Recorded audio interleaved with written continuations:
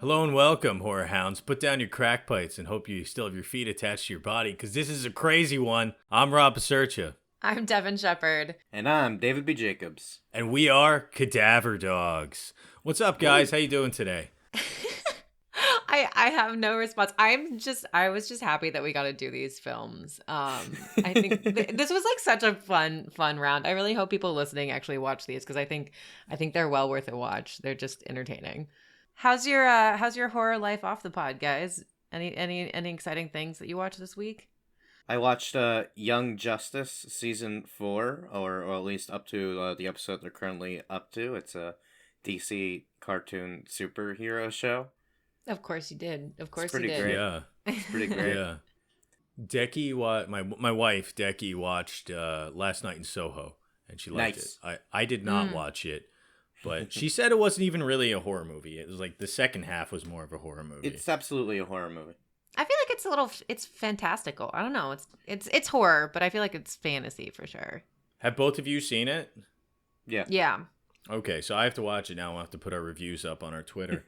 Yeah, if you guys check out our Twitter and our Instagram, we're going to start posting our bone reviews of movies that we don't cover on the pod. Now, we're Cadaver Dogs Pod. That's on Facebook, Twitter, and Instagram, where we post a lot of really cool shit. So please check us out, comment, and if your comment is good, most comments are not, but if your comment is good and you suggest something, we might actually cover it on the podcast. I think every comment we've ever received has been good, and I thank you guys for your comments. Yes, thank you. But you can also email us at cadaverdogspodcast@gmail.com. That's Cadaver Dogs Podcast, not cadaverdogspod@gmail.com. And if you email us and you send us your movie recommendations or suggestions, we might cover them, which we've actually done recently.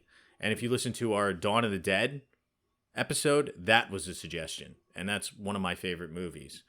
So, without further ado, tangentials aside, Devin Shepard's going to kick us off on our first film, which I got to say, kind of one of my favorites. Of course it is. Of course it is. Our first film is the 1999 J-horror Audition. What a perfect plan. Japanese filmmaker Aoyama will hold an audition for his new wife, disguising it as an audition for the leading role in his latest film. This is obviously how you find the perfect woman. Aoyama lost his wife about 10 years ago and has never dated another woman since. His son tells him that he looks awful, depressed, and that he should remarry.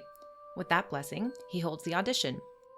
Immediately, Asami catches his eye, a beautiful young woman with poise, etiquette, and mystery.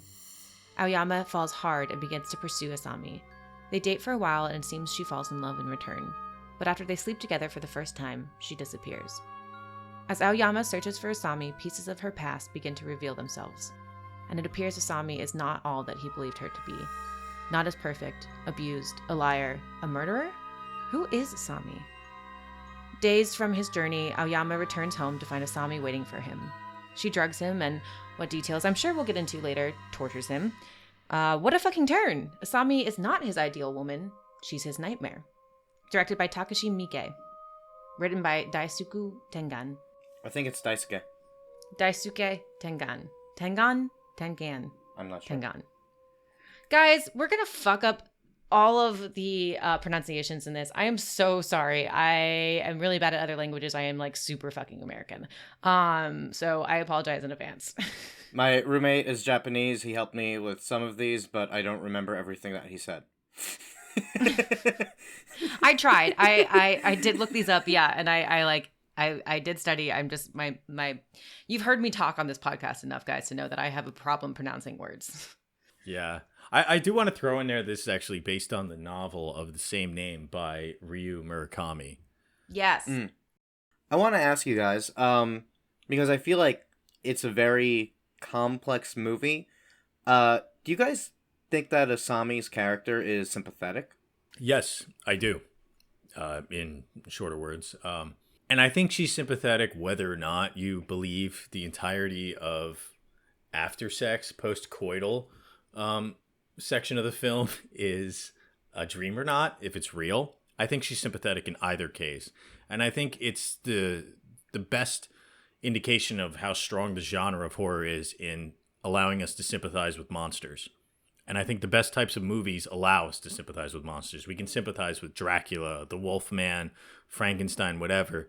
And I really think Asami is a monster. And I think she's evil and she's horrible. But I think even in evilness, we can sympathize. Now, that might conflict with certain people who have like a black and white ideals about evil, which I do not. I don't think there's any purity on either side of the spectrum. But for me, I find her extremely sympathetic, and I think it's the movie's strong suit that it does dive into childhood abuse and difficulty with dealing with these evil, terrible things that happened in our past.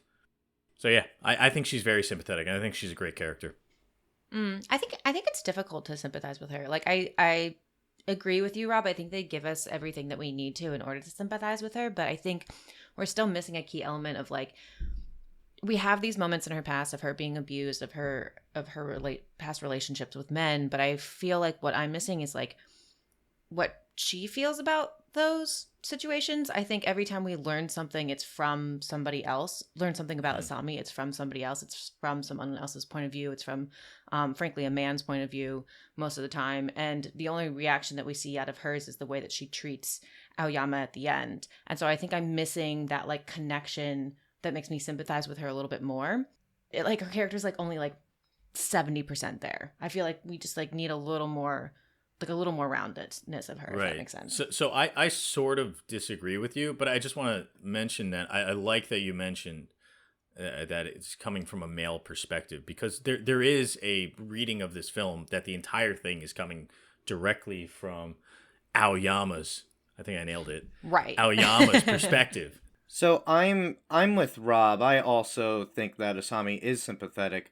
But I also think that what you're getting at, Devin, is something different. I think that you're referencing more about whether or not she's empathetic. That, to me, the difference is that sympathetic means that you can kind of see where someone is coming from. You don't fully judge them for their evil actions, whereas empathetic is more that you are in their perspective and you are feeling what they're feeling. I'm definitely not feeling what she's feeling throughout the movie. She is not the perspective character. It is very fun to watch her cut off Aoyama's foot with like this look of sheer glee on her face. That is fun, but it's also horrifying, and I'm definitely in like his position during that scene. That's fun for you? What? That's it's so much fun. It was fun to watch. It was a lot harder to watch when I first saw this when I was like 13 Yeah, years definitely. old. Watching it now at 30, I was like, okay, yeah, I can totally handle this. It was fun watching my wife's reaction. My wife's reaction was hilarious, and it was a lot scarier than the movie because she watched it with sheer glee too, and it was her first time seeing it. Oh my god! Oh my god! Oh my god! Oh my god, you gave her ideas. No, it's so bad. At work, some guy was showing me his bear spray the other day, and like I was like, oh fuck, I want to get it for my wife, but then I'm like, should I? All I want to say is that I actually highly disagree. I think she's an empathetic character, and I think that the reasoning for that is that we'll get into this more when we talk about what's real and what's not real, but there's a reading of the film which I stand by, that Aoyama's entire process is trying to empathize with Asami, and that the pain he experiences in the nightmare is him empathizing with the pain he perceives her to have had in her past. And this is the way he perceives it. And that it's the other reading is that Asami is inflicting this pain on him as a way of her showing her love, and that she conflates pain with love due to her relationships with her guardians in the past, like her stepfather and whatnot. So that this is kind of her way of empathizing with him by sharing the pain she perceived to have felt when she was younger onto him. That's really interesting. Just like connecting on another level in terms of them being in love. I didn't see either of those interpretations, but now that you say it, I'd be interested in going back with that viewpoint. I don't necessarily agree with the second one that she's. Did you say that she's showing him this is her love by abusing him? Yes, and I actually have evidence for that in that the director said that. He also said that is his interpretation, and we do have to say that this is an adaptation of a previous work. Oh, fair. And he didn't write the film, and yeah, it's an adaptation of a book. Yes. And that's of the author. You can have an interpretation that differs from the creators. Yes. Yes. And I also think that if there's a movie open to interpretation, this is it. I think this is I think this is the way to do a movie that's open to interpretation. So can you dive in more with this explanation? Like, so she's using the torture as a way of connecting with him. Can you explain that a bit more? Okay, so I need to tell you how I think the movie ended first. Okay. There's a stark cutoff in the film where they have sex, and then there's the postcoital transition, right? You mean at the midpoint, not when they cut back to them? No, at the midpoint. Yeah, exactly. Yeah. And like postcoital distress is a real symptom that some men feel after sex, where they have sex and they feel bad about it. Like, they're like, oh, do I like this person, etc. It's like postcoital depression, real symptom. So it's just funny that the movie goes off the rails right after the sex. So in my understanding, it's that the sex is real. And when he wakes up from the dream later in the movie, that's showing us, the audience, that everything, this whole like investigative section where she's insane and she has a guy in a bag and then she tortures him, all that's a nightmare. That what really happened is he proposed to her, they had sex, and then he woke up from a nightmare and she accepted the proposal. That's what happened in the reality of the movie. But in his head, he's misconstruing her past as this evil thing. And then he's also relating to her pain, because in the beginning of the film, he becomes attracted to her based on her essay that she wrote for this audition. And he's attracted to the perceived pain that she's had, and he thinks he can relate to it. Right. But in reality, he realizes he can't relate to the kind of pain she faced, that his pain of losing his wife is inferior to the physical and emotional pain she faced as a child. And then him trying to empathize with her through this nightmare is the realization that he is out of his depth in a way. Not to downplay the grief you have at losing a loved one, but it's not the same type as the physical, emotional abuse that you might face as a child. Now, this isn't my perspective. Right. I think this is the perspective Aoyama is projecting with this nightmare dream sequence. So I think in him doing that, he's connecting to her through his love language, which is an emotional one and a mental one. And by doing that, he's coming into confrontation with the physical and emotional pain that she faced as a child. So within the dream sphere, she's actually professing her love to him by sharing this moment of like extreme physical anguish and pain. This is a further evidence by after she falls down the stairs, she kind of professes her love to him while her neck's broken and things sticking out, which is also gross and cool. Yeah, that's intense. Yeah. I love this interpretation. And I think like something that she says in the beginning of the film, and something that it flashes back to as well in the end when a lot of the lines are repeated. She says, "I want you to know all of me." Right? She says she wants him to know everything about her. So I think that's really interesting that like this is a way for them to grow and to bond even further. I mean, the whole movie is about like your perception of a perfect person or a perfect partner, and how it's never going to live up to the dream that's in your head, because people are people. There are things that you don't know about them. I mean, the moment that you were referring to, Rob, the original nightmare where Asami is waiting by the phone and there's a sack in her house that is moving, and we presume that there's a person in there. It's literal baggage. Like, it's literally like her past in a bag. And there are several other visual and audio cues that remind us of that moment throughout the movie, that when they have sex and it cuts away. But it cuts away as they're like rolling over and the blanket flows, and it's like the same or a very similar sound effect to when the bagman moved. Mm-hmm. At the end of the movie, when she's torturing him, there's a shot where he's largely obscured by a couch, and the couch takes on like the same sort of shape as the bag as well. Oh, shit. So there's all these cues that remind us of that moment. I love how you mentioned the audio cue, because I feel like that audio cue cues the transition, like the midpoint of the film. It does. The genre shifts. I personally don't agree with the dream interpretation, precisely because the first shots of the bagman happen before that midpoint. So I think that it's difficult to imagine those being part of Aoyama's dream because it just comes before that would allegedly begin. But I still like this interpretation. I think that's really interesting. The other thing with the bagman that supports you a little bit in the torture as a means of connection is that she keeps the men that she's torturing. She doesn't kill them. Yeah, she just she cuts out their tongue. The original guy, a couple of his fingers and his ear, correct? Yeah, Yep. and his feet, obviously. On a similar note to what we started with, do you guys think that Aoyama is sympathetic? Okay, I guess I'll respond again. Yes, I feel like every character in this movie is sympathetic, and I think it actually speaks to the genre of the rom-com, because the first half of this movie is the plot of a rom-com, almost exactly. And a lot of people are like, oh, it's so seedy, blah, blah, blah.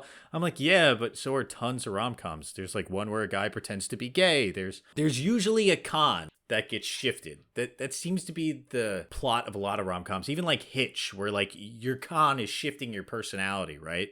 That's like a staple of the genre of rom-com. And those characters we usually accept as sympathetic. And I mean, Aoyama just lost his wife, and he really just has no idea how to date. So it's Yoshikawa who has this grand idea to set up a fake audition, and he gets him excited about it. Like at first he's like, oh, I don't know. And his friend like pushes him, and he's like, okay, I'll do it. And even at the end of that, it's like the audition process, it makes you think of a casting couch, but the way he approaches it is not like a casting couch. He actually is really trying to approach someone on an emotional level. I agree that that's the way that it seems, but there are moments in there that I'm like, this is actually a lot darker. I mean, taking a step back and looking at it totally objectively, like there are issues with him holding this audition, obviously.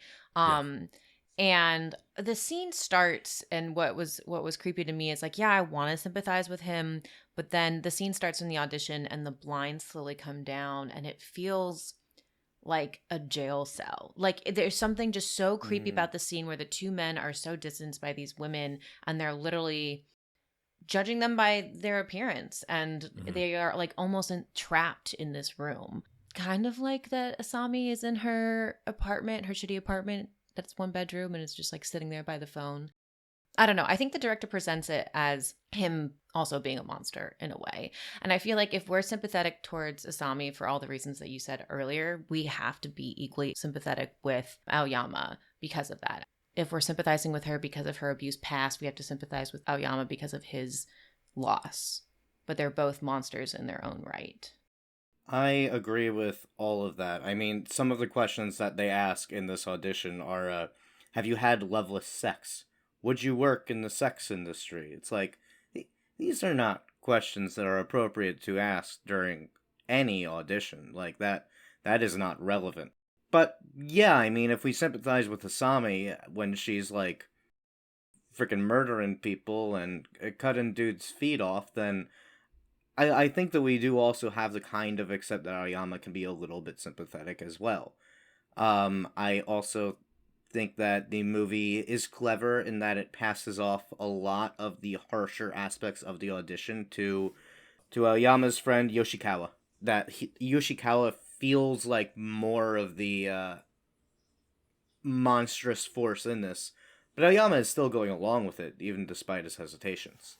Yeah, so I think it's definitely very seedy what he does, but you know, I mean, like, you can sympathize with some sort of seedy behavior. It's definitely not good. You shouldn't do that. But I think it also kind of puts a magnifying glass to the audition process in general. Because, like, auditions can feel like this. And, like, Yes. casting couch is a joke or a stereotype for a reason. Because in a lot of ways it was real. And obviously, since the Me Too movement, this has come to light. So I think this film in particular is more relevant than ever almost. Because it's named Audition, and it does flip the script. But, you know, when you watch this, it's hard not to think of, like, the Harvey Weinsteins of the world and whatnot. It brings it to mind. I think going beyond audition, like that this is realistic of an audition for a film, I think it's also realistic of an audition for a relationship. Like this does kind of feel like dating. And there's this moment at the end that I really love where Aoyama's the one in the audition chair. He sits down. We see the beginning of it during the audition where he, like, gets out of his seat and goes to Asami's chair where she just sat for the audition, and he, like, creepily touches it and like hugs it like very obsessively. And it was a little off-putting at first, but then at the end he sits down in it, and then we see it again, him sitting in that chair. So it's also, you know, she's also auditioning him for the role of husband. And I think that fits into what you were saying, Rob, of like they need to come to this mutual space where they understand each other and all the pain that they've gone through. And if he can handle that, then yeah, he can be her husband, which is why at the end she's like, okay, I've decided now. Like she's been contemplating it for a while, or that she like didn't immediately have an answer. First, he had to experience her life. I love what you're saying, Devin, because this goes into a lot of my interpretation of the movie that I basically take Asami's line. She says, even if I give you my entire self, you'll never give me yours. That Aoyama is looking for this perfect woman, and his idea of that is someone who is completely submissive, completely dependent on him, and has no life outside of him. And then it becomes horrifying when she wants the same thing from him. Mm-hmm. Interesting. Yeah, there's actually it's almost hard to not call this a dream sequence when he imagines being at dinner with her and he introduces her to his dead wife. Oh yes. Yeah, that's a good point. That's definitely true. His dead wife immediately rejects her, which is like his inability to share his heart with her. It's actually very similar to some other films we had covered, Hour of the Wolf, where the fear was of like losing part of your personality, the wholeness of your being through a relationship. And I think this also speaks to that fear of like him being afraid that her pain will almost like infect his mind, you know, in a way, and that like he doesn't want to lose part of his reality. But when your life collides with another person through something as serious as marriage or whatnot, you do lose part of your identity, but you also gain a joint identity with this other person. You become beholden to like, person. Yeah, you become beholden to the entity of the relationship rather than the condition of your own ego, I guess. Yeah, I love that. And in a way that makes this whole movie sad of just like, this is the loss of individuality. Yeah, but she gains so much and she's aware that she's gaining so much through this relationship. If we think that she didn't cut his feet off. If she cut his feet off, then got her neck broken, I guess neither one of them gained that much. But you know. What do you think the role of the son plays in this relationship? I think he is the other thing that Aoyama has, that he is Aoyama's life outside of Asami. Mm-hmm. That Asami won't accept because she wants him to give her all of himself. That, I mean, I don't think it's fair to expect someone to give you all of themselves, but she is right that yes, of course, a part of him is going to be connected with his son, and he is going to have a deeper connection with his son than he ever will with her. But he also wants her to give him everything. I don't think the movie touches on this too much, and I could be wrong, but I think I heard that in the book, the son plays a little bit of a bigger role, and Asami is like vehemently jealous of the relationship, which I don't think really comes up so much in the movie. I think it does. I think it's hinted at, and I also don't know if it's fair to say you would have a deeper connection with your son than with your lover. You have a genetic connection. But a lot of the time, an emotional connection is nothing really compares. But I think he and his son are pretty close. I mean, they talk about sex pretty much, which is interesting. I never had that relationship with my parents. Yeah. He's only even willing to date because his son encouraged him to. Mm-hmm. Right. It is pretty funny because it's like the reverse of usual. Like the child would go to the parent and ask for permission, but instead his son gave him permission. Well, and almost a way, what I read it as too was his son is starting to date, right? It's very early on in that relationship for him. And I think it's the beginnings of like his son growing further away from him. So I think you can almost read it as he is going to start losing his relationship with his son because his son will start forming relationships with others. And in that way, he needs some sort of replacement, hence dating. And I think the son is like aware of that. So he's like, hey, Dad, I'm going to go date ladies. So like you should also date ladies so that you don't have to fucking helicopter me. Thank you. Something else that occurs to me, and I don't know if the movie's actually commenting on this or not, but if Aoyama and Asami were to get married, then she would be Shigi's stepmother. And she was abused by her own stepfather. And her aunt. Yes, and her aunt, but especially her stepfather, who Yes. sexually and physically abused her Right. and branded Right. her. That I think the branding is pretty much proof that she was sexually abused because Oh, yeah, completely. the area of the branding is at least in movie terms that's the area that is usually cut, that the camera shows you to show you that worse things had happened right before then. To back this up even further, I've seen this movie a few times, and the first time I saw it, I wasn't really sure what to make of it. The second time that I saw it, this is the moment that clicked with me, where I suddenly figured out what I personally would make of the movie. And it's in the beginning of the movie, when he is talking with Yoshikawa at the bar, and Yoshikawa asks him, "What is your perfect woman? What are you looking for?"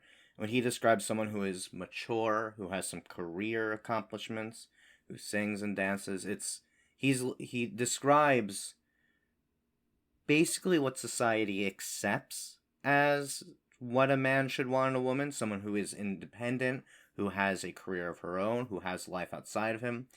And Asami's the only girl at the audition who he seems even remotely interested in, because she's the only one who doesn't fit that. Mm-hmm. Interesting. He does not describe what he's actually looking for. He describes what he's supposed to be looking for. Right. I love that. Yeah.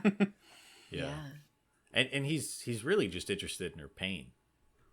It's in Yeah. previous episodes we talked about the valuation of pain, and it seems like this movie is very interested in that topic. It's their pain and their suffering is what draw the two of them together. Yeah, definitely. Unfortunately, Aoyama, again, is just out of his depth.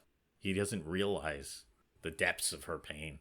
Never waste your pain. Yeah, don't waste your pain. Don't waste your pain. She also says, she has this great line, "Only when you know pain can you know the shape of your heart." Yeah. Then she says, "Kitty, kitty, kitty, kitty," and sticks a needle in his fucking eye. You're like, ah! I'm so glad that the first time I watched this was in a classroom, and it was just filled with all of these film students watching this and, like, so confused. Just, a lot of us were just laughing at the kitty, kitty, kitty, kitty. Like, it was so weird. You watched this at NYU? Yeah. Oh my god. What class? I think it was storytelling strategies with the professor who was in Dawn of the Dead. He was one of the zombies who took a pie in the face. And then after the movie, I remember this because it was like one of the most interesting discussions we ever had. One kid, who I won't name because I don't want to shame him, but he got into this like visceral debate with the professor about whether or not this is art. Oh Hey, my lord. He didn't think it was art. He thought No, it was he like didn't. shock value. The kid didn't. The kid was Yeah, like, he- "This is shock value. This is trash and just sleaziness and." If that isn't Wow. a perfect representation of what NYU was like, I don't know what else is. So, our next film is you guys are going to be like concerned about this connection. You're going to be like, it's a left turn off a cliff and like the car's tumbling, there's falling, there's flames everywhere. And you're like, how the fuck is this like the other movie? Give us the rundown, David. What began as a birthday barbecue ended in a bizarre tragedy in Hohokus, New Jersey, bringing a quick end to the life of 21-year-old bride-to-be Elizabeth Shelley. Like wood through a mulcher, the girthful fiancée disappeared beneath the blades of a berserk mower that sent her personality raining down, instantly reduced to a tossed human salad, a salad that was once named Elizabeth. That's actually how the story is reported in the movie. TLDR, his fiancée was killed in a lawnmower accident. However, Jeffrey Franken is determined to bring his beloved back to life, and what better way to replace the missing parts than with the perfect body of a hooker whose parts he can simply buy. So he crosses the river into Times Square and arranges 30 minutes with 8 hookers whose bodies he measures and judges, agonizing over which body to choose. But he has to choose. He can't choose, deciding he can't go through with it. Too late, however, as he's already placed a lethal form of crack, super crack, in their presence. And so, in a blaze of drug-induced exploding ecstasy, roughly 8 hookers are transformed into piñatas raining not candy, but pots.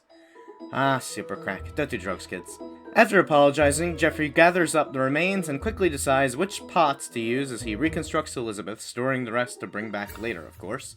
using a predicted storm to bring Elizabeth back. Only one thing, it seems that Elizabeth is now part hooker, and her brain is cycling between the many personalities fighting within her brain. She knocks out Jeffrey, wanders into Times Square, explodes any man so daring as to embrace her confused advances, and kinda accidentally tips off the pimp Zorro, to whom the dead prostitutes belonged. Even when Jeffrey manages to fix Elizabeth's brain, Zorro beheads Jeffrey, right before getting killed himself by the unused and accidentally reanimated parts of the exploded sex workers. Now it's up to Elizabeth to bring Jeffrey back with a few changes of her own. See, this procedure only works on female parts, so that's what she uses. This is Frankenhooker, directed by Frank Henenlotter, no pun intended. I feel like I have to say this right at top. We will be using the term hooker probably, even though we should be using sex worker, I know, but because the title of the movie is Frankenhooker, I just want to say we'll be using the word hooker. Yeah. And so just like putting that up top because I know it will happen. Well, now that you guys have been hooked into the conversation. But I wanted to ask if you do think that this movie actually takes a stance on sex work, because it is such a huge part of this film, obviously. Many of the characters are sex workers or hookers. Yeah, I mean, I feel like they talk about it a lot. Do you think there is a stance that it takes? Many of the actors are sex workers. Oh, like in real life? They're sex workers? Oh, yeah. Oh, I didn't realize that. Frank Henenlotter was getting people from SAG, but he was finding a hard time finding actors who would be willing to do nudity. So he went and hired a bunch of sex workers to do it, and now they're in SAG. Love it. And they're all great in this movie. Unionized sex work. I think the acting in this movie, good or bad, because my wife was like, oh, he has dead eyes and blah, blah. I think it's fantastic. I think it's perfect for this type of movie. And again, any movie under 90 minutes, 85-minute runtime, fantastic. I loved it. Oh, yeah, I should answer your question. Yeah, I definitely think it does like a civil service almost in pointing out a lot of the troubles of like sex work. And it does it in a humorous way, but you know, anyone who takes any kind of like comedy seriously realizes that by making fun of something, you're also spreading awareness. So it does point out the like cesspool of like the hooker pimp relationship and how they get them hooked on drugs and stuff. And although it is making fun of the situation, it's also spreading the awareness of like this situation does exist and it's really bad. I also like the moral struggles that our main character has and how his solution is to drill himself in the head.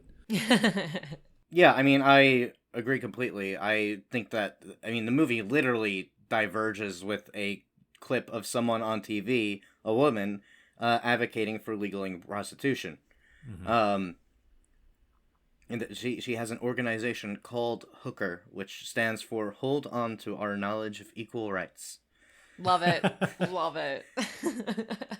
But in its over-the-top way, where Zorro, at the end of the movie, he literally says that he's using the crack to control his women. Like, the movie is making a point that prostitution should be legal, and that the pimps are the problem, and that legalizing prostitution would help to protect the women against the terrible men like Zorro. Mm-hmm. Yeah, I totally agree. And I think, like, the thing for me that really gets me every single time is that Zorro brands his ladies. Yeah. Like, that's crazy. And that, as David said in his summary, he literally owns them. And I think it says so much of sex work, but I think it also talks about just the bigger picture that the movie addresses about men and women and their relationships and their expectancies on each other. I think there is a broader idea the film approaches about men owning or controlling women. I mean, obviously, Jeffrey is literally creating his perfect woman in his fiance. Like, that is a body that he puts together himself. He is playing God. And I like how he measures all the different women and he tries to pick the best parts. Talking about comparing Jeffrey to Zorro and owning the women, when he's measuring the women and whatnot, at one point he draws a check mark on one of their buttocks. And that winds up on Elizabeth later in the movie. Yeah, I love that. And actually, that's such an interesting point, David, because he sees the brand of Zorro and he tells the woman who it's on, he's like, that's so ugly. I can't believe anyone's done that to you. And then he does the literally same does thing. it. Yeah, he does the same thing. Well, I mean, he with the check mark, not a... Yeah, I mean, he uses a Sharpie, but, like, it remains there for the rest of the movie. Right. And it's interesting how we judge other men. I mean, he's like judging Zorro because he's a pimp and he has this preconceived idea of that he's such a bad guy because he's a pimp, but then he doesn't realize that he is doing the same thing that Zorro is doing. I think it says a lot more. I think he does kind of realize, because it's he spends a lot of time struggling with the morality of the situation, and he actually can't even come to deal with it until he lobotomizes himself. So I think that he is kind of like a sympathetic character. Wait, what do you mean? When he drills into his head, he like is actually removing his moral compass because he can't bring himself to do this. Oh, I thought he was stimulating his brain. He in order is to stimulating think. parts of his brain. I think he was removing his moral compass. I thought. I think you can kind of read it both ways. I mean, he obviously had some setup on his brain previously in order to be able to do this, so I think you definitely can read it that he has actively removed some morality from himself. I mean, I think his most sympathetic scene is actually just when he's talking to his mom and he's literally describing how he is afraid that he is becoming dangerously immoral. Right. And then she says, you want a sandwich? I actually really like that scene because it's a smart scene because she comes in really trying to connect with him, but then once they connect, it's like too much for her. She's out of her depth and she has to like back out. Yep. Yeah, it's a fascinating relationship, and I keep thinking back on it and like what the mother characters are supposed to be saying about female characters or about women as a whole. I don't know if I'm really like at a conclusion yet, but it is really interesting to see these mothers being very, very nurturing, I guess in a way almost serving their son because he is as a man. Yeah. And actually, that scene in particular reminds me of another Todd Solondz movie called Dark Horse, which I adore and I don't think anyone else likes, where the main character has like a breakdown. He confesses his darkness and his worldview to his mother. But instead of offering to make him a sandwich, she like cries because he has bad worldview. Speaking on his morality and him struggling with it, I think a lot of the time too, he's asking the question, is he doing the right thing? There's this scene in the film where I think it's right when he gives everybody the super crack, or they steal the super crack. And then all this debauchery ensues, and the boombox, they turn on the music, and he's like, "No, that's the devil's music." And then two women start making out. He's like, "No, that's so sinful. God did not put your body parts there to do that." Or, he like starts rejecting. He becomes really religious all of a sudden. Yeah. What is up with that? I honestly don't think that's real character motivation. I think that was just funny. Totally funny. And there's definitely parts of this movie that are like that. No, yeah, he's just very judgmental, I think. I mean, it all ties into him imposing himself and his beliefs onto others, and kind of maybe. And it also, I mean, it just sets up for when he's completely horrified that he's been given a woman's body, that it's thrown back in his face at the end. Yeah, that was a pretty funny ending. I don't think it has like a stance on transgenderism or anything like that, but I think anyone who just wakes up with a different body would be horrified. Although Elizabeth takes it pretty well. I actually think the movie is, if anything, it might even be advocating for transgender rights, if anything. I mean, you can read the ending as a bit of dysmorphia. There is also a some form of trans actor in the movie. In the credits, he's just credited as a transvestite. But I mean, the terminology was not that advanced back then, so I'm not sure if the actor is actually transgender or a crossdresser or whatever. But I think it's the first trans adjacent or trans actor who has appeared in any movie we've covered, so that's more than any of the other movies we've discussed can say. Really? I think so. I don't know. Oh, I well. can't think of the other 40 movies we've covered already off the top of my head. Yeah.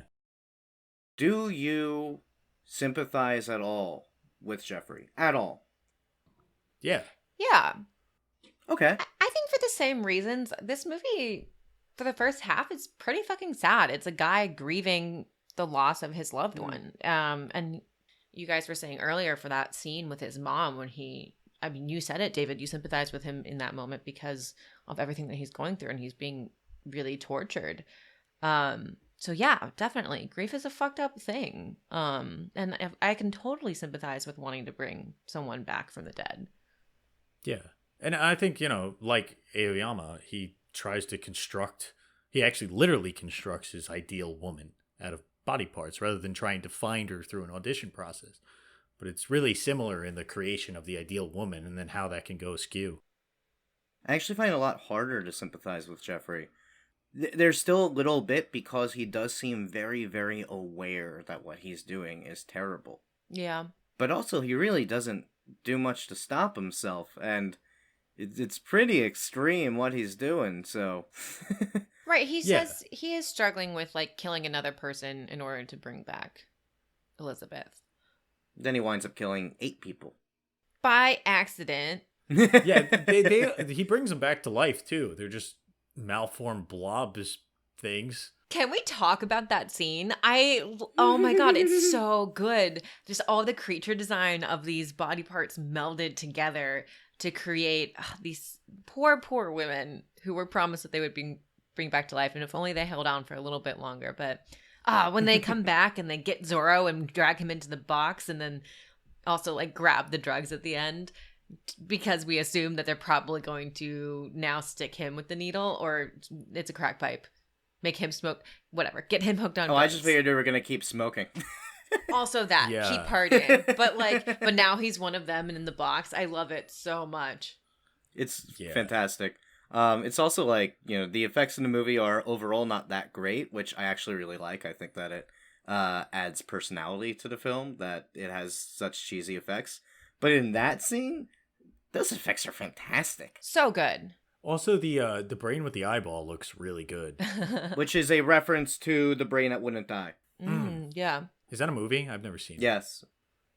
And also one of the greatest scenes in this movie is the scene where all the hookers explode. I mean, we can't not talk about this scene. It is so fantastic. They spend so much time properly exploding these women. Costume design is amazing.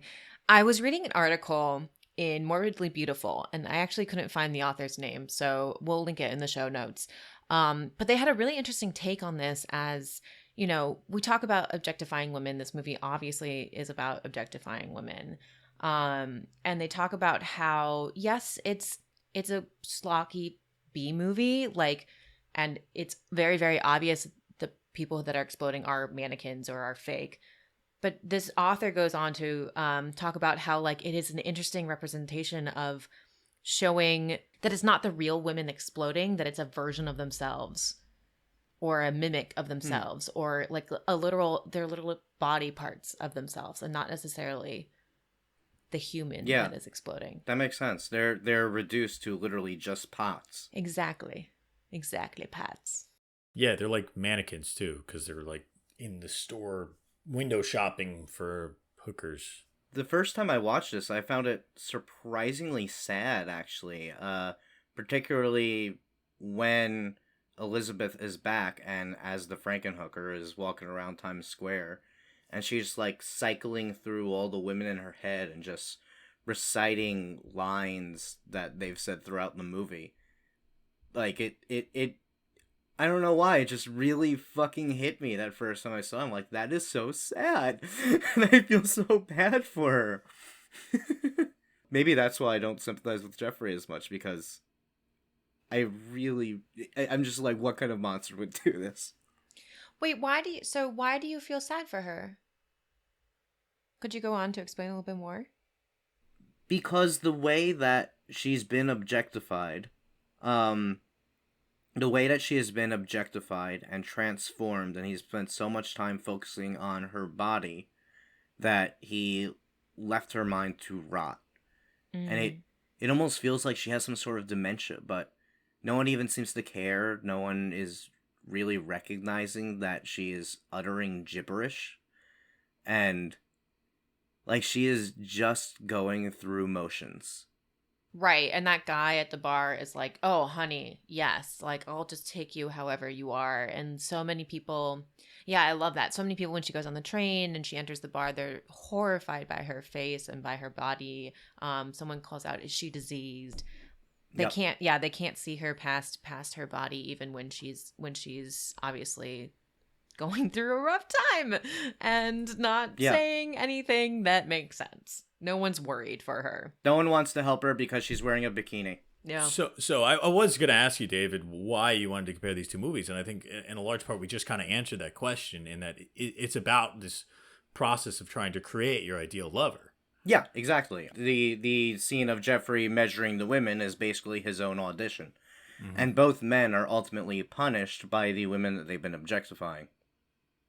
I know both of these movies have been read as both feminist and as sexist, and part of why I want to cover this actually is because back in the top 3 Frankenstein movies episode, I wasn't there to defend Frankenhooker, but Devin, you and Nora were talking about it as a sexist movie. Oh, and that was when I hadn't watched it in a few years, so I totally take that back. So, I think the three of us all seem to agree that both these movies are feminists. I don't know if I would necessarily say they're not misogynist. They're commentary on misogyny, but I wouldn't necessarily call them feminine. Like, it's not like the point of the movie is not to be like pro-feminist. It's supposed to be like questioning misogyny. So I don't know if I necessarily put those in the same field, but I agree that they're not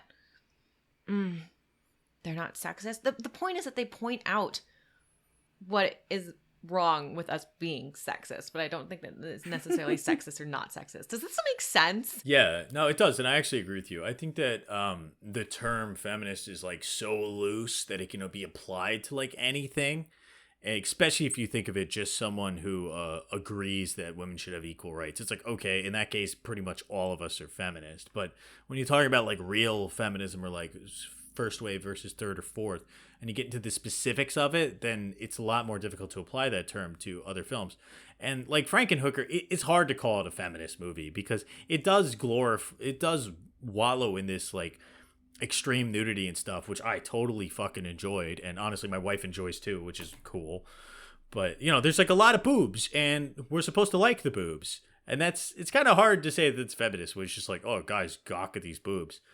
Whereas Audition, I see the argument for Audition a lot more clearly, but I think being critical of male gaze isn't necessarily like promoting feminist ideals. Yeah, I agree that like the definition of feminist in this sense, I think is what, or at least what you're getting at, David, might be that like there's a point that it has a statement about feminism, and I don't think either of these movies really do. The boob thing is interesting because I think, yeah, you're supposed to like. It's interesting that you say we're supposed to like this, but I think that's the point, is like you recognizing movies as like putting boobs in your face and you're like, oh, I'm meant to like this, and like looking at how entertainment and films have like shaped your view of women and women's bodies. Like there's a reason why there are so many boobs in that film. It's to connect you more with like how you're viewing women and how you're viewing them and how you're viewing their bodies. You really think it's that deep of a commentary? I kind of missed it. It kind of felt like B horror like thrills, like when you watch Game of Thrones and there's like a sex scene for like no reason. You're like, oh, just because we want to see sex, it's like wanton nudity, and in a lot of parts it kind of was wanton. I mean, there's definitely a way to put it where you could say that it is kind of relishing in all of the male gaziness aspects, and then just throwing in some, oh, this is actually bad, just to sort of make it okay. Sure. These movies are definitely, they're not empowering the women. But I don't know that that's the only way for a movie to be feminist. I mean, both of these obviously have male directors. Takashi Miike has literally said that he does not think Audition is a feminist movie, or at least he did not intend it that way. But a lot of people have read it that way. I think Asami you could definitely read as being empowered in the movie. I mean, she literally has complete control over her torture victims. Oh, yeah. And empowered in a way too that she has control in the relationship a little bit. But I think beyond that, I mean, empowering isn't just like that she's in charge. It's also that she's just not a weak character. You know, she's not like, she doesn't succumb to anything. She is in control of her emotions. And yes, like, and she's in control of her behavior. And yeah, her behavior is torture, but that is her choice that she makes. It's also a way of her reliving her relationship with her stepfather and taking control of that, because she's recreating these men in the image of her stepfather, but with her in the pilot seat. Right. Yeah, I don't know if it's her choice to torture them. You think she's compelled? Yeah, she clearly is ill. I don't know if calling it her choice is the right way to describe it. Okay, fair, but she does it. No one else. She doesn't like succumb to anything, and no one else tells her to do it. Like yes. She is in control of herself. Well, yeah, in so much that she can be. Yeah, and there's also a lot of planning involved. Like it's not like she just like loses herself in like the moment. These are highly calculated, planned endeavors and murders. It's almost like, it's obviously not an accurate depiction of illness or psychology, but it's almost similar to Dexter Morgan, where there's like the dark passenger inside her and she must kill, or or nothing really. She has to kill. It's like she's addicted to it almost. Well, you know, it's not about the killing though. It's about the being in charge of the relationship, I think. But then, you know, again, if you have my reading, it's her way of expressing her love for other people, and, you know, a collusion of minds, if you will, through suffering and pain. Whereas in Frankenhooker, I think it is absolutely Elizabeth's choice in the end to bring back Jeffrey as a woman. Well, she really had no other option, and I do think it was just like a last She could have gag. left him dead. Yeah, but she loved Jeffrey. And, I mean, he did bring her back to life after she killed herself. So, like... Does she love him? Of course, they were going to get married. She even said she loved him before. At the end of the movie. Yeah, no, in the beginning of the movie, she's talking about how much she loves Jeffrey. She loved him enough to let him staple her stomach. Which is so fucked up. And her friend's like, you're crazy. Yeah. Yeah, no, I think there's a lot of That's why it was kind of a weird ending for me. Like, it didn't really fit in line with her character, the way she was talking to him, but I get it. It was just for the gag. The same thing as when he's like reciting the biblical stuff as he's being held down by all the hookers. It's like, you know, that's just kind of like gag. See, I read the end that she is kind of mocking him. She's definitely mocking him, yeah. But yeah. That doesn't mean she doesn't love him, and it's also her only avenue of bringing him back to life. Right. It's also ridiculous. There's no way she would have been able to pull that off. Yeah, where'd she get the body parts from? She got it from the bin. All those parts were reanimated. Maybe not all of them. There were only a few monsters. Maybe. Yeah. We're definitely missing some pieces. They did smoke the exploding crack, so I assume they just exploded again. Yeah, maybe. There's actually a really important moment in Frankenhooker that I completely forgot to mention. This makes it so much sadder and makes Jeffrey so much worse. When he's going through the bin of all the feet, and he's picking what's the perfect leg to use, he pulls out one foot and he goes, "How's this get in there?" and throws it aside. That's Elizabeth's actual foot. Oh, yeah. Oh, that's really funny. Oh, that's funny. He doesn't use the parts of her that he actually has, except for the head. No, yeah, it's because, I mean, throughout his sketches of Elizabeth, he's constantly like, I just want to make you the woman that you always wanted to be, which is not necessarily who she wanted to be. I think it's what everyone told her she should be. I mean, yeah. Our introduction to Elizabeth is her eating pretzels and people telling her, slow the fuck down there, girl. And everyone's like, oh, what about your diet? And they're like telling her essentially that she needs to lose weight. And she's like, but I just want to eat. She's also like a really normal weight when she's literally wearing a fat suit in the beginning. Oh, it's so good. But she's like still not fat. And yet, I don't know if you guys caught it when I read the news report, but even in the news report, like the girthful woman, it's like, what? Yeah, that's the B horror for you. This is an extreme level of fat shaming of a woman who is not fat. Yeah, it's very funny that the choice was to give her such a slim fat suit. Like, I didn't even realize she was overweight at all until they said it. But I think it's interesting in the viewpoint of trying to sympathize with him and seeing him struggling with his misogyny, because it's also how he's been told to view a perfect woman. I mean, the images that he collages together to show Elizabeth's head, all the different body types that she could have, they're all pornographic images, all images of what we've been told is the perfect female body, the one that people are most attractive to, which of course we then see with him choosing sex worker body parts is like, these are all perfect women in a man's eyes. And it's all like how he's also been told this is the perfect woman, and he can't accept Elizabeth's body for what it is. She must want to be like these other women. She must, right? Yeah, that's what we've been told. definitely. There's no point in a movie where another character actually says, hey, Elizabeth, you know you're not fat, right? Like, Right. No one says that to her at any point. So, yeah, I definitely think that you're onto something with it, talking about how society has pushed this view upon him, just like how in Audition, it is Yoshikawa who pushes this idea onto Aoyama. Right. And what you were saying earlier in the episode as well, David, of Aoyama wanting to have this ideal woman and then realizing that that's not what he wants at all. The way that he describes her is not the person that he actually wants. I think it's the same thing with Jeffrey. Yeah, and both of them want something completely unrealistic. Yeah, that's true. We've compared both movies. We've talked about both movies. Now it's time for my favorite part of the show. It's our bone review section where we rate each film on a 1 through 4 bone rating system with half bones in between. Starting us off this week is Devin Shepard. All right, Audition. This movie, you could read it so many different ways, and for that, it's really powerful. And I've really loved our discussion about it because I think it's opened my mind to look at it differently. And also because there are so many interpretations of it, I think that it shows really strong direction. It's just a captivating film that stays with you. And so for that, I think it's really good. I'm gonna give it 2 bones. Wow. Whoa. I think it's a fine movie. I think it's fine, but it's not necessarily like a film that I'm gonna be like, you have to watch this movie. I think you can watch this movie. The horror factors at the end with the torture, fucking terrifying. Up to that point, it is a slow burn, and it is a romance film, and it's fucked up. But I don't think it held up to the hype as much for me. So 2 bones.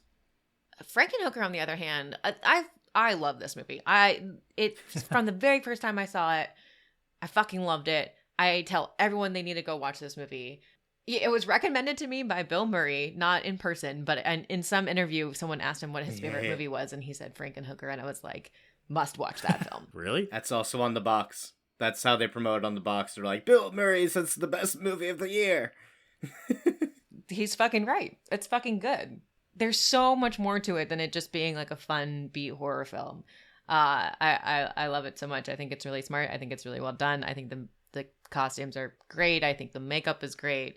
The performance of Elizabeth is not great up until the point that but I think done so on purpose. But when she is an actual monster, I love her interpretation of an electric woman, essentially, or an electric Frankenstein's monster. It's really good. So 3 bones for me. 3 bones. David B. Jacobs. Yeah, I love both these movies. I have nothing bad to say about either of them. Audition is absolutely fantastic. I love how it starts as a rom-com and then becomes a horror movie, and kind of in doing so exposes the horror of the rom-com and throws all of Aoyama's more subtle misogyny right back at him. His torture at the end is basically just a mirror reflection of his own subconscious objectifications. He wants a woman who's a blank slate. Well, this is what that would actually look like. 3.5 bones. Wow. Frankenhooker's a fucking riot. It has super crack in it. And really, like, Patty Mullen's performance in that last half hour is just so somehow really impactful for me. I don't even know why. I find it so fascinating and mesmerizing and sad and hilarious. I'm giving that one 3.5 bones as well. Yeah. Wow. I've been going back and forth between 3 bones, 3.5, but let's 3.5.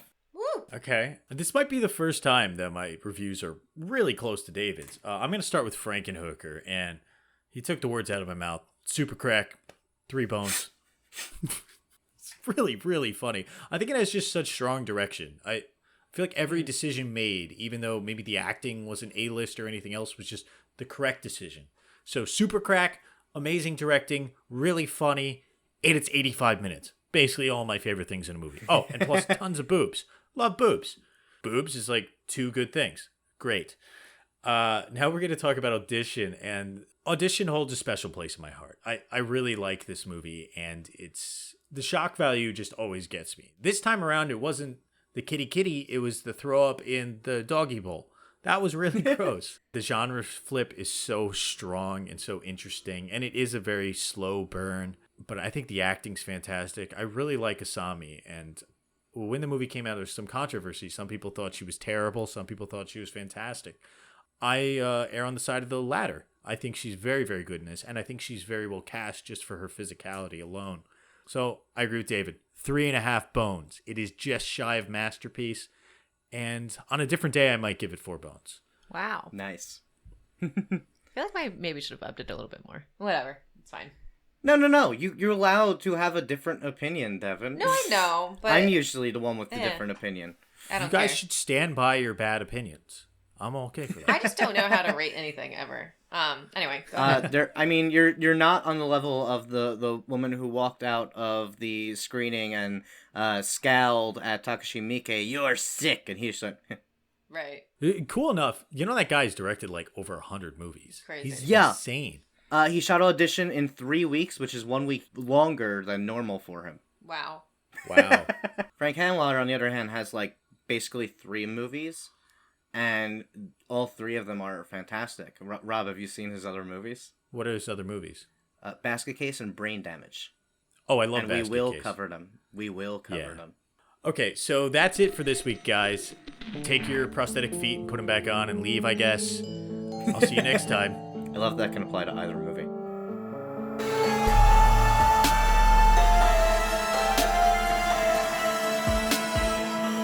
Want a date?